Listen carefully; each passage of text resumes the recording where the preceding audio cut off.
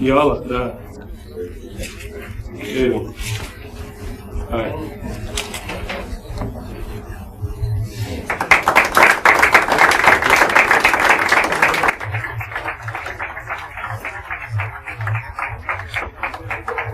Свесни сме дека рамковниот договор различно се доживува и толкува меѓу граѓаните. Историјата не треба да ја приспособуваме на дневната политика, ниту да очекуваме сите да имаат ист однос кон настаните од минатото.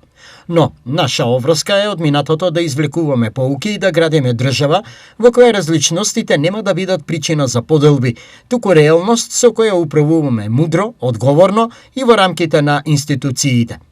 Охридскиот рамковен договор е дел од нашата понова историја и од политичката и институционалната реалност на државата. Ова е дел од пораката на премиерот Христијан Мицкоски по повод 25 годишнината од потпишувањето на Охридскиот рамковен договор. Документот со кој на 13 август 2001 година беше поставена основата за политичко решавање на вооружената криза во Македонија. Договорот беше потпишан во Скопје од тогашниот председател Борис Трајковски и лидерите на 4 најголеми политички партии: Љупчо Ѓоргиевски ВМРО ДПМН, Бранко Црвенковски од СДСМ, Арбен Џафери од Демократската партија на албанците и Имери Мери од Партијата за демократски просперитет. На потпишувањето присуствуваа и високи меѓународни представници кои учествуваа во преговорите за надминување на кризата. Неговото потпишување следуваше по повеќе месечна вооружена криза и интензивни преговори меѓу домашните политички лидери и меѓународната заедница. Потоа започна процесот на имплементација преку уставни измени и донесување нови законски решенија. По повод 25 годишнината, денеска во владата се одржа свечена седница на која се обратија првиот вице-премиер и министер за европски прашања Беким Сали и вице-премиерот и министер за транспорт Александар Николовски. Охридскиот рамковен договор беше инструмент за прекинување на конфликтот од 2001 година. Тој беше политички договор кој понуди нов начин на организирање и функционирање на Република Северна Македонија. Со овој договор, нашата држава избра да ја гради стабилноста не врз логиката на мнозинството и малцинството, туку врз партнерството меѓу заедниците, врз граѓанската еднаквост и врз поделувањето на правата и одговорностите за сите граѓани подеднакво. Тоа е најголемата промена што ја донесе Охридскиот договор. Четврт век е доволно долг период за да се извлечат одредени поуки, но и да се видат одредени работи од дистанца, да се даде и еден осврт кој што е и може да е пообјективен од она што се случувало во тие денови. Дел од актерите помеѓу нас, дел од актерите за жал не се повеќе помеѓу нас, но дефинитивно она што можеме да го кажеме е дека Македонија беше зафатена од една од најтешките кризи во поновата историја. Конфликтот чукаше на врата, носеше неизвестност, поделби, страв и државата беше на ивица да стане држава на поделби, на раздор и на силен национализам. Македонија направи значителен напредок во областа на сајбербезбедноста, откако на најновото издание на Националниот индекс за сајбербезбедност се искачи за 29 позиции и сега се наоѓа на 30-то место меѓу 155 рангирани држави и територии.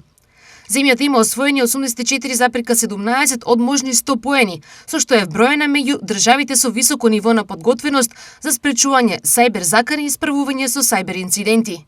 Според најновото рангирање, Македонија има максимални оценки во повеќе области, меѓу кои политиките за сајбербезбедност, заштитата на критичната информацијска инфраструктура, образованието и професионалниот развој, заштитата на личните податоци, одговорот на сајбер инциденти и борбата против компјутерскиот криминал. Скокот од 29 позиции е меѓународна потврда дека реформите што ги спроведуваме создаваат конкретни и мерливи резултати. Во изминатиот период воспоставивме појасна институционална одговорност, современа законска рамка и посилни механизми за заштита на критичната инфраструктура и за одговор на сајбер инциденти. Изјави министерот за дигитална трансформација Стефан Андоновски. Да, не сум имала до сега никаков проблем. Да, електронски плаќам, да, сите сметки електронски. Задоволна сум, да. Мислам дека не сме целосно заштитени во тај аспект. Затоа ја било какво плаќање или реализирање, економско, такво финансиско реализирање, избегавам да остварувам, да реализирам преку интернет. Од Министерството за дигитална трансформација најавуваат дека ќе продолжат со спроведување на стратегијата и акцискиот план со фокус на зајакнување на националните капацитети, развојот на стручниот кадар, подигнување на свеста кај граѓаните и компаниите, како и предлобучувањето на меѓународната соработка. Во јуни 2026 година издадени се 296 одобренија за градење, што представува зголемување за 39% во однос на истиот месец лани, покажуваат најновите податоци на Државниот завод за статистика. Предвидената вредност на објектите изнесува 6,36 милиарди денари, што е 31% повеќе на годишно ниво. Најголем дел од одобренијата, односно 200, се однесуваат на високоградба.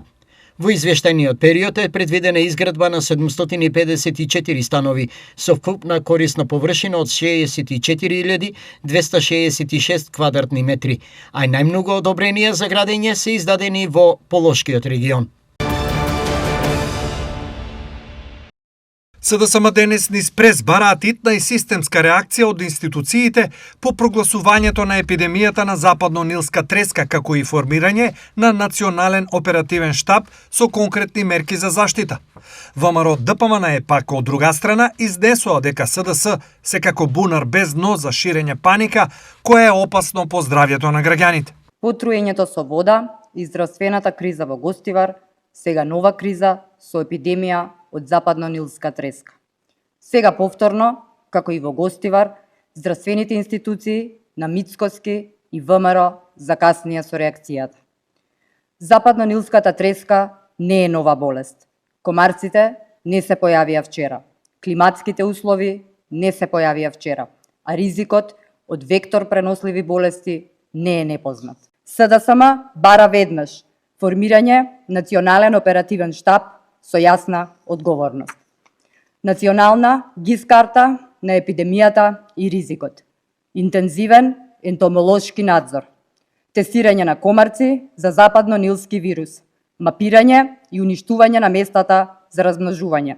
Интегрирана контрола на векторите. Јавен дневен извештај за состојбата и проценка на ризикот во целата држава. Таман човек ќе помисли дека СДС го допрле дното, тие повторно покажуваат само едно, дека се бунар без дно. Овој пат отидоа дотаму со своите лаги и ширење паника меѓу граѓаните, велејќи дека водата во Скопје е небезбедна за пиење. Ова информација не е само гола политичка критика, туку опасна дезинформација.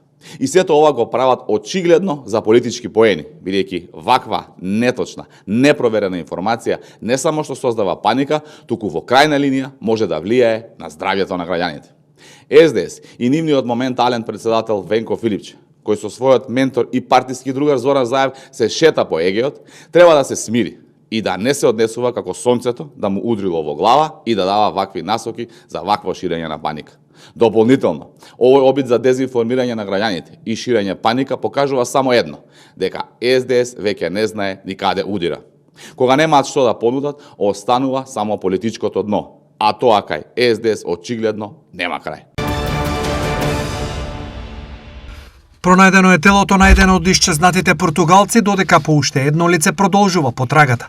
Според хрватските медиуми, телото било пронајдено во морето, а околностите се уште се утврдуваат. Претходно во средата во морето и на брегот на островот Крк беа пронајдени двајца португалски државјани, млада жена и маж. Мажот бил пронајден околу 3 километри јужно од Врбник, додека 33 годишната жена била пронајдена во морето, каде што според информациите поминало околу 10 часа. Таа била пренесена во клиничкиот болнички центар во Риека со стабилни витални параметри. Спасувачките служби натаму трагаат по преостанатиот исчезнат португалец. Во потрагата учествуваат бродови на капитанијата на пристаништата и полицијата, како и воен авион и хеликоптер на Хрватското министерство за внатрешни работи. Потрагата е проширена и кон Велебитскиот канал и по широкото подрачје околу Крк. Романија започна со контролирано исклучување на вториот реактор во нуклеарната централа Черна вода поради критичното ниско ниво на Дунав, кој обезбедува вода што се користи за ладење на турбинските кондензатори на централата. Операторот Нуклеар Електрика изјави дека процесот на исклучување започнал во 7 часот наутро и завршил околу 11 часот наутро, наведувајќи го критично нискиот проток на реката. Овој потек доаѓа откако првиот од двата реактори на централата беше исклучен на крајот на јули поради истиот проблем. Централата Черна вода има 2 блока од по 700 мегавати и нормално сочинува околу 20% од производството на електрична енергија во Романија. Сегашните исклучувања се првиот ваков вид во објектот од силната суша во 2003 година. Албанија и понатаму се соочува со сериозна состојба поради шумските пожари, со 9 активни жаришта регистрирани во повеќе региони низ земјата. Според информациите од Министерството за одбрана, пожари се регистрирани во областите Дебар, Тирана, Драч, Корча и Џирокастро. На терен се ангажирани околу 450 припадници на противпожарните служби, вооружените сили и други надлежни екипи. Најголем број сили, околу 200 лица, се распоредени во областа Лура во регионот Дебар, каде што продолжуваат интензивните напори за локализирање на пожарот и спречување на негово понатамошно ширење. Екипите се ангажирани и на останатите критични точки, а надлежните институции ја следат состојбата и ги координираат активностите за ставање на пожарите под контрола. За сега нема официјална проценка за вкупната материјална штета предизвикана од огнените стихии.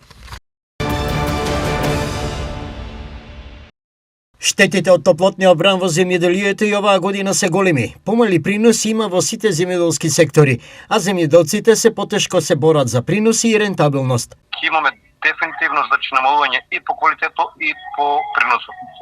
Веќе сведоци сме и на пазарите дека се помалку имаме производи, градинарски посебно производи. Тоа сето благодарение на тие климатски промени. Најмалку што може за почеток е инвестиција во заштитни мрежи за да се спречи UV-зрачењето, софистициран систем за наводнување и избор на отпорен семенски материјал. Колку земјоделците се подготвени да инвестираат како контрамерка од зрачењето и високите температури? За жал, сето тоа носи средства, пари, а ние во овој момент сме толку финансиски слаби да едноставно не можеме воопшто да инвестираме во тој дел. Од друга страна, експертите одамна сугерираат. На научната мисла мора да и се даде место во креирањето на сорти отпорни на климатските промени. Пред се мора науката да дојде до израз, да со селекција да ствара одредени сорти кои би били прилагодливи и би дали одредени резултати од добри приноси, примерно житарица. Имаме сорти кои се издржливи на висока температура. Имаме можности да произведуваме градинарски култури со одредена заштита од сончевите зраци. Значи, не пластеници, неко да бидат заштитени. Она што особено е загрижувачко е дека климатските промени ќе продолжат и понатаму, а предвидувањата се дека секој лето ќе биде уште полошо за земјоделците. Произведувачите ќе бидат се позависни, а производството на храна се поскапо. Туризам, бизнис, култура, млади и природно наследство. Новата програма Најдоброто од Делчево има амбиција општината да ја стави на мапата на препознатливи дестинации. Овде ставува збор за програма за развој и примација на потенцијалите на локално-технолошки развој пред се на општина Делчево, што ќе биде интерес секторско поврзување на сите дејности на општината во функција на локално-технолошки развој. Нашата општина секој располага со значаен природен, културен и човечки потенцијал кој се уште не е доволно видлив и искористен, и со оваа програма ќе бидат дефинирани системски пристапи за промоција на општината како атрактивна, држлива и отворена за соработка заедница со јасно позиционирање на различни нивоа. Преку 6 програмски столба, општина Делчево ќе работи на препознатливост на градот, привлекување инвестиции, но и пред се подршка на младите. Како има повеќе специфични цели во кои што се и јакнењето на препознатливост на Делчево како современа и автентична општина, потекнување на туризмот, инвестиции во културата, размена на културни искуства, промоција на локалниот идентитет, традицијата, природното богатство и така натаму. Секако заедно со своите специфични цели ќе ги ставиме младите спортот и современиот живот исто така во фокусот, националната и меѓународната соработка со поединци и организации исто така, и тоа веќе ние повеќе време работиме на истото. Најдоброто од Делчево ќе добие и свој препознатлив брендинг, со кој убавините и можностите на Делчево треба да бидат представени пред пошироката јавност, но и аманет за следните генерации. Јас лично сметам дека треба да биде утврдена и на Советот на општина Делчево и да биде како обврска и како аманет и како закон за идните генерации, идните градоначалници, идните локални самоуправи на Делчево и идните советници да ја спроведуваат и да ја практикуваат.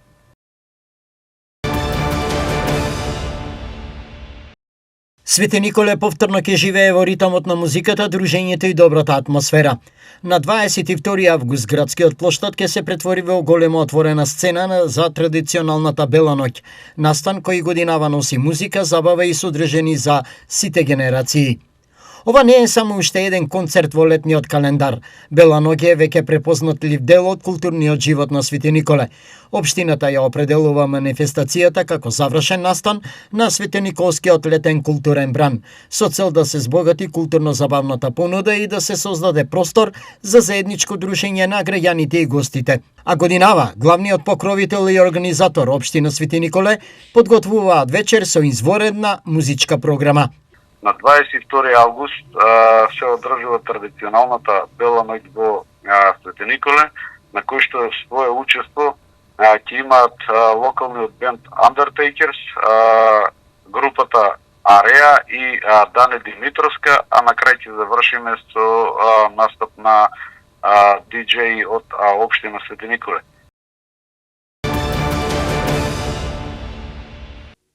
Од утре, 14 август, православните верници започнуваат со богородичните пости кои траат до 28 август, празникот Успение на Пресвета Богородица. Овие пости се востановени во чести спомен на Успението на Мајката Божија и по строго седнакви на великденските пости. Имено од понеделник до петок без масло, сабота, недела масло, а риба е благословено само на преображение. Овие пости се кратки, траат 2 седмици, со тоа што ете и црквата, славејќи Мајката Божија, која му даде тело на Христа нашиот Спасител и достојно пред него стои, се моли за нас, па така и ние ја молиме да го смилува Синот Божи и ете со овој пост да се удостоиме и телесно и духовно да го пречекаме незиното успение. Мајката Божија многу чуда правела и прави и ќе прави за нас, бидејќи таа го гледа лицето Господово, лицето на незиниот син и постојано се моли за целиот свет. Затоа и ние да ја молиме постојано секој ден, таа нашите молици да ги принесе пред Бога, да тој да се смилува над нас, да ни ги прости гревовите и да ни го даде Царството Небесно. Нека ни се лесни од Бога благословени богородичните пости. Неколку сериозни семејни и сообраќајни инциденти открива билтенот на секторот за внатрешни работи Штип за претходните 24 часа. Најдраматично било во Пробиштипско и Делчевско, каде главни актери биле пијан татко и агресивен син. Вчера попладне во Пробиштипско село полициски службеници од ОВР Пробиштип го лишија од слобода 61 годишниот ОН. Според пријавеното, тој околу 18 часот и 30 минути пред семејната куќа во селото се обидел со остар предмет да го нападне неговиот син, но бил спречен од соседот. При преземање мерки било констатирано дека таткото е под дејство на алкохол, односно му биле измерени 1,17 промили алкохол во организмот. Лицето било задржано во полициска станица. Синоќа во Делчевско село полицијата го лишила од слобода 40 годишниот АЗ. Според пријавеното, тој неколку пати во последниот период во семејниот дом физички ја напаѓал неговата 59 годишна мајка и се заканувал при што ја заклучувал. При преземање мерки било констатирано дека е под дејство на алкохол, односно му били измерени 3,08 промили алкохол во крвта. На локалниот пат Пробиштип село Плешинци се случила сообраќајна несреќа помеѓу патничко возило Пежо со пробиштипски регистарски ознаки и патничко возило Шкода Фабија со скопски регистарски ознаки. Во несреќата со тешки телесни повреди се здобил ММ, сопатник од возилото Шкода. Нешто малку по полноќ, денеска 33 годишна жена од Кочани пријавила дека по вербална расправија била физички нападната од нејзиниот сопруг 34 годишниот ЕР од Кочани. Меѓу сите инциденти, билтенот соопштува и за пожарот во дворот на пуштена куќа во село Врсаково, Штипско. Во пожарот биле опожарени нискостеблести растенија и 2 гуми од тркала на приклучна земјоделска машина. Британскиот возач Енди Грин постави нов светски рекорд. Тој возеше автомобил на водороден погон и достигна неверојатни 654 км на час во американската сојузна држава Јута. Ова е историски момент за автомобилизмот. Претходниот официјален рекорд за возило на водороден погон изнесуваше 296,5 км на час. Грин не само што го собори овој резултат, туку успеа повеќе од двојно да го надмине. Напредокот во технологијата донесе незамисливи брзини на копнените патеки. Британецот е вистинска жива легенда во светот на екстремните брзини. Во 2006 година го постави рекордот за дизел возила возејки над 563 км на час. Новиот модел Hydromax беше развиен токму за уривање на сите постоечки бариери. Автомобилскиот свет со нетрпение го чека неговиот следен екстремен потек.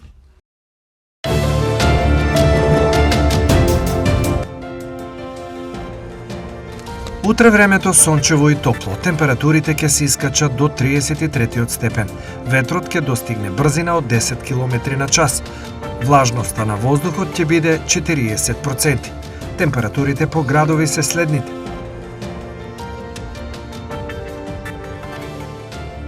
Штип 33 степени, Карбинци 31, Пробиштип 30 степени.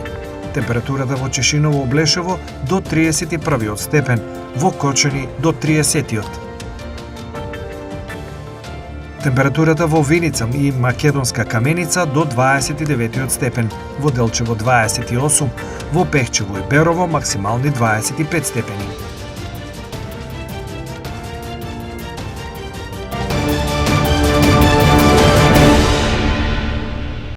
Според православниот календар, утре е Преображенски и Богородичен пост.